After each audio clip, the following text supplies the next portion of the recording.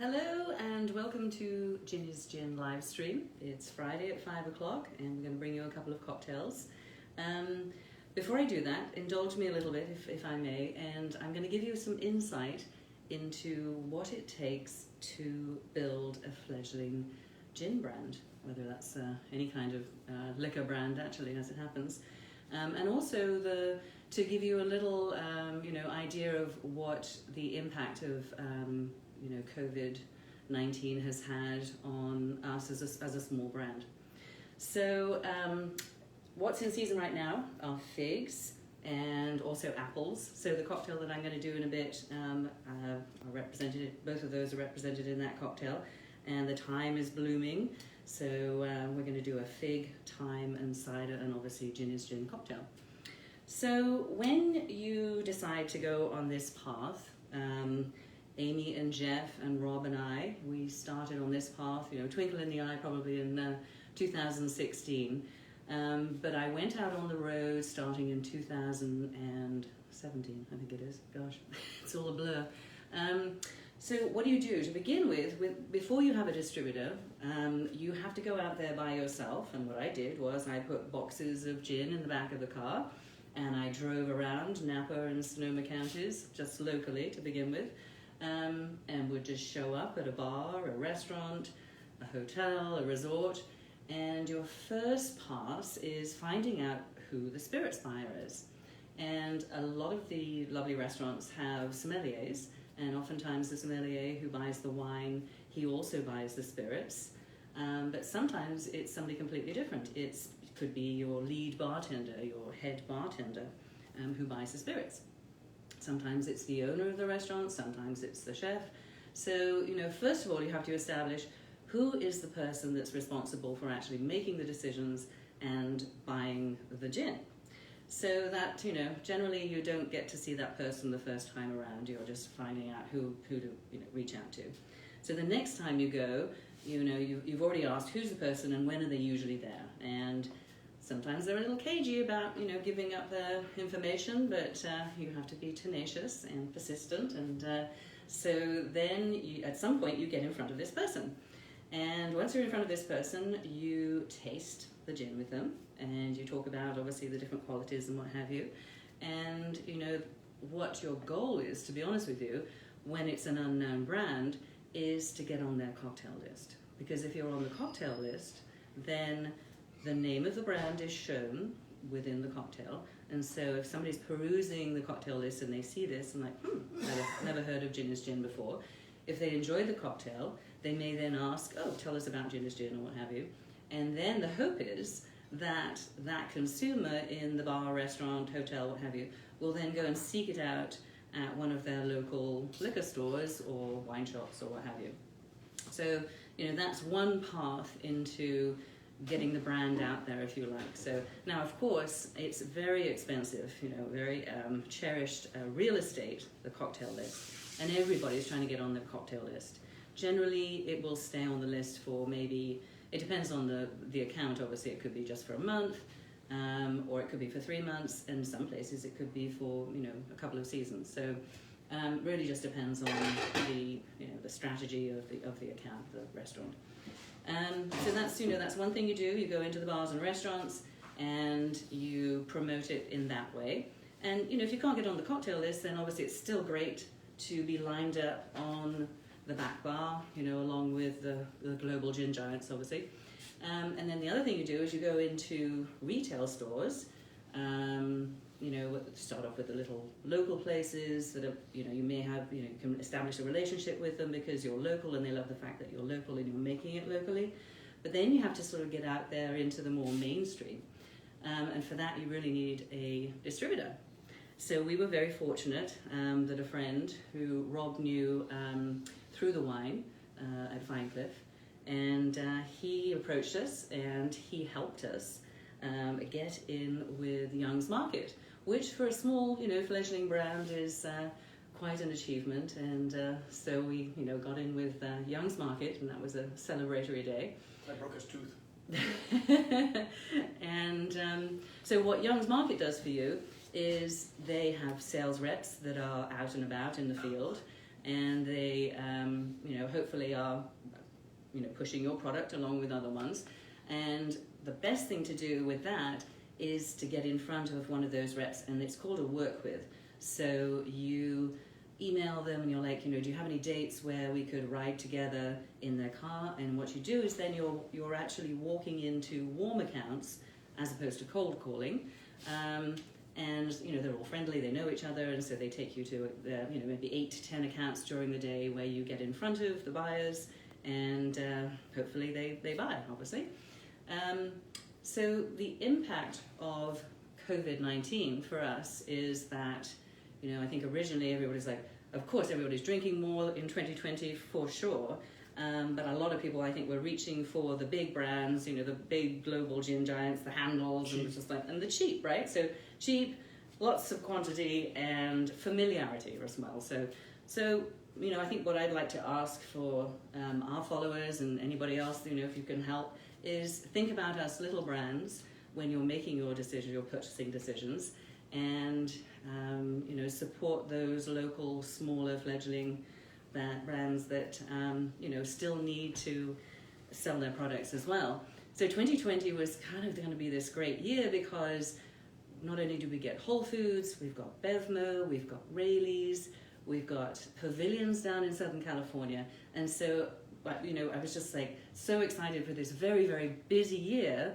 So once you actually get these accounts, you then have to go in and activate them.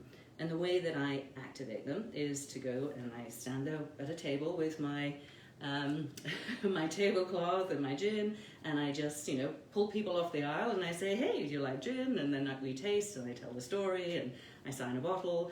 And so constantly doing that. So 3 days out of the week potentially I would be working with a sales rep from Young's Market, the distributor, and then the other 3 or 4 days I would be in a Molly Stone's, in a Whole Foods, in a Total Wine and More, and I would be telling the story and encouraging people to purchase a bottle. So when this shelter in place went down, everybody freaked out, and as I told you, everything that I do is in person, one-to-one, and they're not allowing tastings obviously in the stores. I get it, I totally get it, but I'm just showing you the impact that it is for a small brand, because we're not established yet, so people aren't necessarily discovering, like, oh, I'm looking for a new little brand or what have you. The people are just like, I'm drinking and whatever's in front of them kind of thing.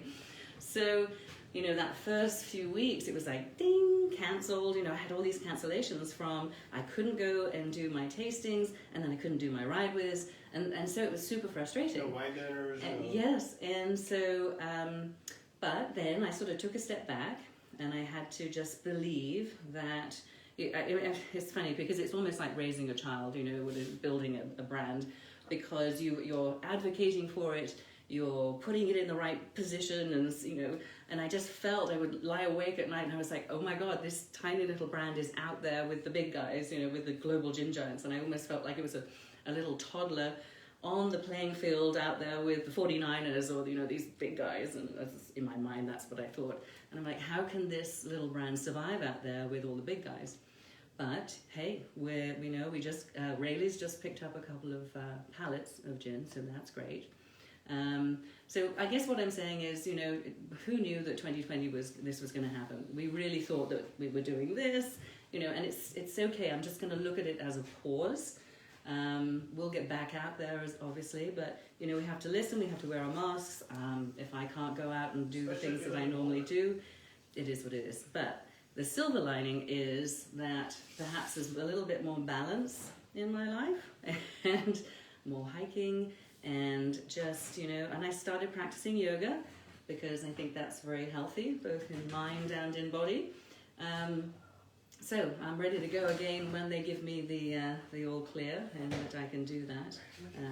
So it is what it is. Rob's telling me I need to shut my mouth and, get on and make a cocktail. So, sorry, pardon me for... well, it's 5 o'clock and I haven't had my Oh my God, that's stippins. right. It's past 5 o'clock and we haven't had a cocktail. So it is fig in thyme for a cocktail. This is a different one. So I did do a fig in thyme before, but this has got different elements to it. So, all right, with further ado, Okay, so I'm going to take 4 figs. I'm actually doubling this recipe because... You could blend that with kaffir lime leaves and call it Love You Long Time. Oh, there you go. Wow. Then maybe you call that yours, that one. All right, so 4 figs. Oh yeah, that's right. Oh, you have to come up with your own. 4 figs. Oh, and I'm taking the figging time thing because this recipe I adapted from one. Her name is Sarah from Broma Bakery. She has a blog. It's actually a food blog, but she does have a section for drinks as well. And when I was sort of Googling figs and what have you, this came up. And she was the one that came up with, it's frigging time for a cocktail. So I'm going to muddle the 4 figs with the lemon juice and the gin. Which I'm just going to put the gin in there and muddle that. And I'm doubling, so I'm doing 4 ounces of gin. Oh, yes. And trust me, I'm going to drink this after I finish. 4 ounces of gin. Gin is gin. There we go. Excellent. Nice and cold. Alright, let's do a little muddling here. So this is a muddler, but you can use the back of a wooden spoon, obviously. Or just a regular spoon. All you're doing is you're just releasing the flavors into the cocktail. And we're going to strain out all the bits, obviously, but you can see it's starting to become a really nice colour from the fig. Okay.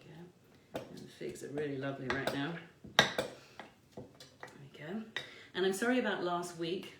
We had every intention of doing the cocktails from the beach. We were staying with a very long time friend of Rob's. They knew each other when Rob was in high school, right? You were all in high school. There's that.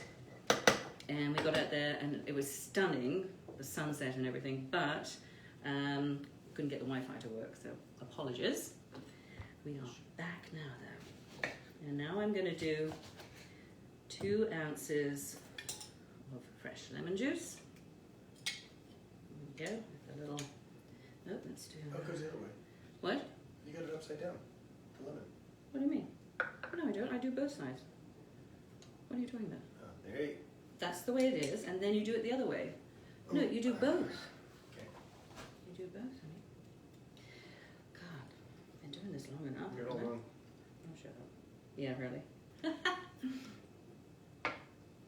Okay, then you squeeze it You the other only side. have to go the other way, you don't really have to do both. Oh, fine, whatever. Didn't you pay attention when Ben got us how to do it? Oh, whatever. God, it's been, what, 7 months? Oh, God.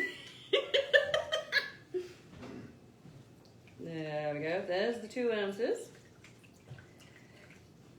It's amazing that none of us have killed each other, really, isn't it? Okay, and I need a little strainer for that. There's the 2 ounces. Ta-da! And then I made a Thyme simple syrup. So you take 1-to-1 ratio. I think I did a half a cup of sugar and a half a cup of water, hot water. And then I took a whole bunch of thyme from the garden, you know, several sprigs, and I just, I simmered it for 5 minutes. Then I took it off the heat and let it steep for about, 10 to 15 more minutes. And that's the thyme syrup that I have right here. And I'm going to do, it calls in this recipe for a little more than this, but I think there's enough sweetness in the figs. So I'm just going to do an ounce. Yeah. So it's basically 4-to-1. That's the ratio there. Rob's getting antsy because I'm taking too long. He wants a drink. All right, so we got all of that, and now I'm going to shake it all up, and I'm going to pour it into a Nick and Nora glass. You could use a coupe or what have you, whatever, a pretty glass like that. And then we're going to add cider, hard cider. And I realized that you could actually add bubbles if you wanted to, Prosecco or sparkling wine or what have you. But I've got cider because apple's obviously in season, and I'm supporting the local apple people. So, a little bit of ice. 1, 2, 3. All right, there we go. Let's do a little shake. And obviously I'm using my mason jar that I really like using. Rob's rolling his eyes. It's just been one of those weeks. Look at the colour. I love this colour. Oh, I know what it is. I went hiking for 2 days up in Humboldt County, so the Lost Coast, for a girlfriend's 60th birthday. That's how we celebrated her birthday. So I was having fun without him.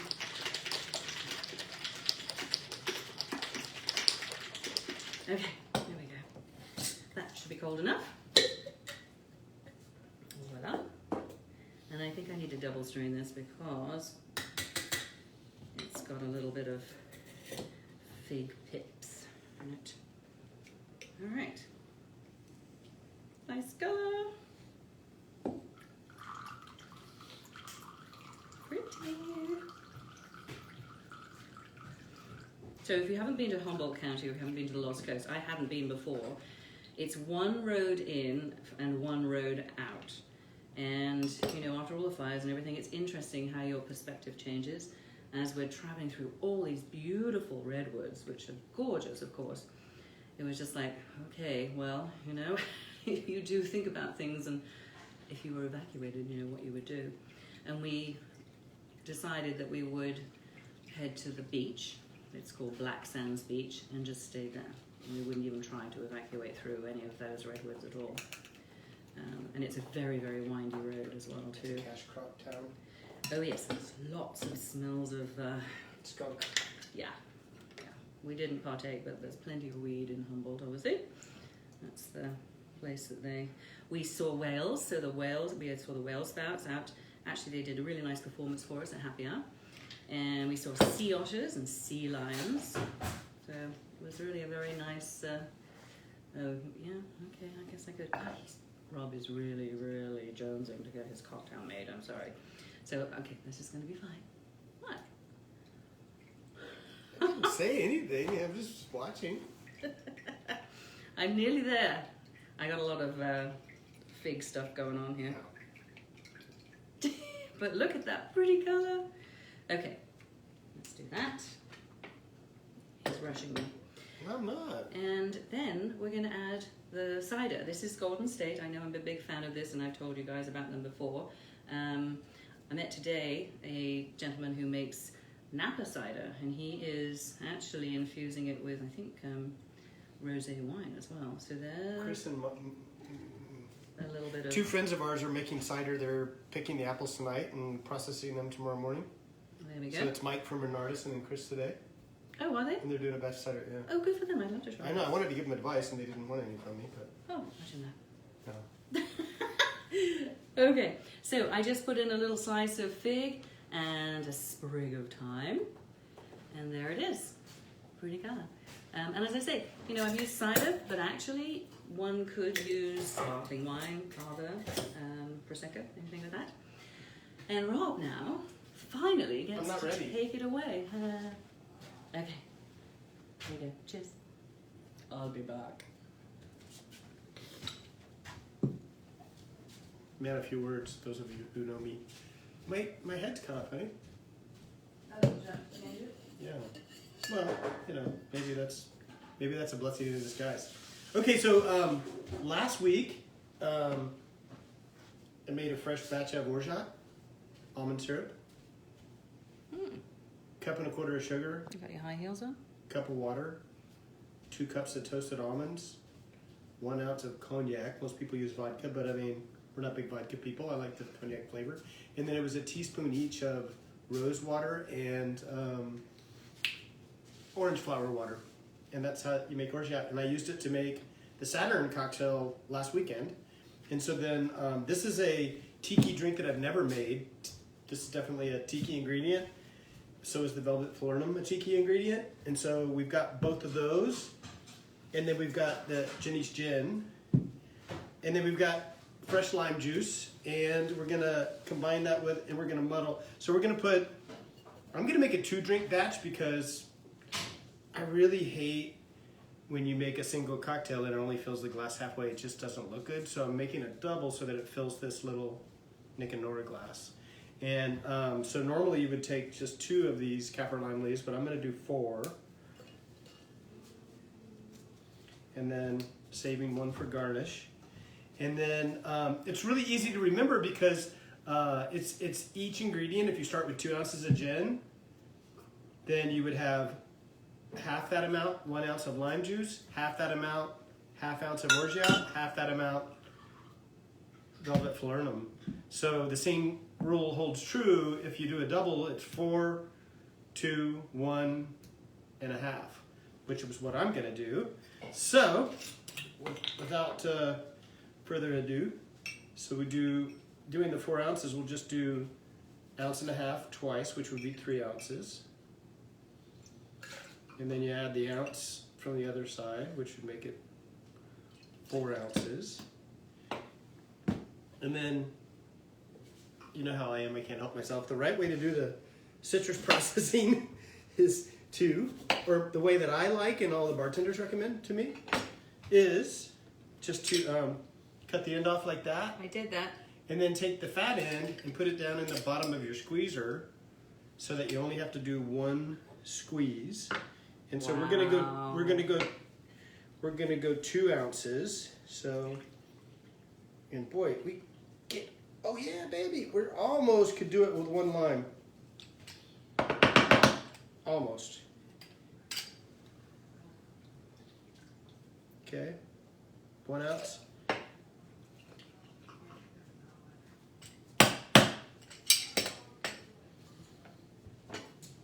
That's a big one.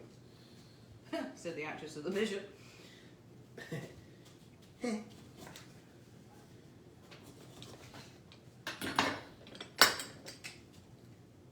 Got that. You almost need a lemon squeezer for that lime. It's so big, but I can just kind of squeeze it in there. Okay, and there's our 2 ounces of fresh squeezed lime juice. I was a little short. There we go. And then quarter that amount, or half that amount, quarter amount of the gin would be the velvet falernum at 1 ounce. Woohoo! Almond syrup, yummy. And then Barbados in a bottle. Oh, should I flip it? All right. Stay consistent. Start flipping. And then we do so 1/2 ounce. And this is the funk. And then we're just going to give a light muddling to the kaffir lime leaves. Not too heavy, but man, I love the way kaffir lime leaves smell. They just smell like lime, and they have this really kind of exotic kind of. Well, to me, they smell like Thai food because we use them in Thai food, and a lot of the curry paste have lime leaves and lime zest from kaffir in them. So there it is, and it definitely turned the concoction a little bit of a green color just from the chlorophyll coming out of the kaffir lime leaves. So then we're going to take our 3 ice cubes, and we're going to give it a rough shake. And I did forget my salt. You want me to grab that? Yeah, I can just use table salt and put a pinch.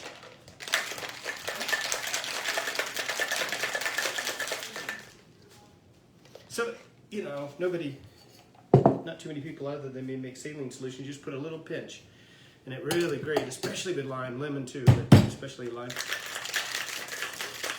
And then here comes the double. Oh, and this drink came from the Death & Co. Cocktail book, which we love, and it has so many recipes and it's awesome. And this is called something gun. What is it called, Jenny? Sunset Gun. Sunset Gun. And it was a tiki drink. I saw it about 2 weeks ago, and it's kind of something that I wanted to make. And so here it is. And it says to double strain it, but I mean, I really don't mind. Do you want me to get this right? I really don't mind if I have a little bit of Sure. yeah, but there isn't even any little pieces. Well, there's a couple little tiny specks of the kaffir lime leaf, and I'm totally cool with that. But look at how that drink finishes out 100% in that coupe when you double it. So that's kind of why I do that. And then garnish with a freshly spanked. If you spank basil or any herb, you're going to get a lot more aroma out of it. Especially these they're kind of hard and waxy, these kaffir lime leaves. They look like that. They're really cool looking. And just give them a little spank. It helps to kind of bring more of the aroma out of it. And then It does actually. a little lime leaf on top, and there you go. Excellent. So the Sunset Gun. Sunset Gun? And fitting time for a cocktail. Yeah. Excellent. All right. So this afternoon I was actually at Pizzeria Trevigne, and I was chatting with the new general manager there, Angel, and also the owners, and we're going to be featured on their cocktail. Wow. We're going to be featured on their cocktail menu starting in December, so it'll be a winter cocktail. Angel's going to come up with a great cocktail with Ginny's gin, and He's the what buyer? Spirit buyer? He's the general manager, but he wanted to just get it. He's new and he wants to sort of kind of get his fingers in everything. Yeah. So yeah, a really nice guy, and we're super excited. So cheers to the weekend. Happy Friday. Cheers, and, everybody. To all of you dealing with the aftermath of the fires. Chin chin, and keep drinking. Wow. Cool. Good. Yeah, I like it a lot. Well, it tastes like kaffir lime leaves. Which, What's not to love, right? yeah, it tastes like green curry. Cheers, Without the guys. curry. Okay. Cheers again. We'll see you next week. Hang in there. Wow. I mean, I'm not sure I'd rush out and make it, but I do like that lime flavor.